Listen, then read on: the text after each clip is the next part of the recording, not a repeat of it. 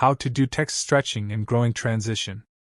To begin, I added a colored background and a text to my timeline, and I want to create a stretching and growing text transition. With the text selected, go to Effect Controls panel and move the playhead at the start, then expand the text.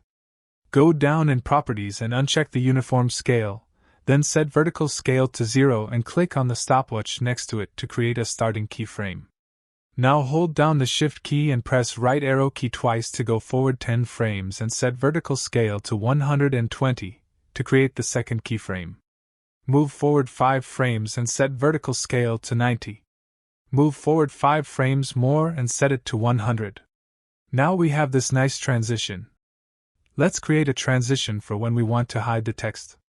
Move the playhead a little forward and click on the circle to create a keyframe with current value. Hold down the Shift key and press right arrow key to go forward 5 frames and set Vertical Scale to 90. Move forward 5 frames and set Vertical Scale to 120. Move forward 10 frames and set Vertical Scale to 0.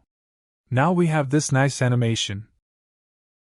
To smoothen the transition, select the first 4 keyframes, right-click on one of them, and select Auto Bezier.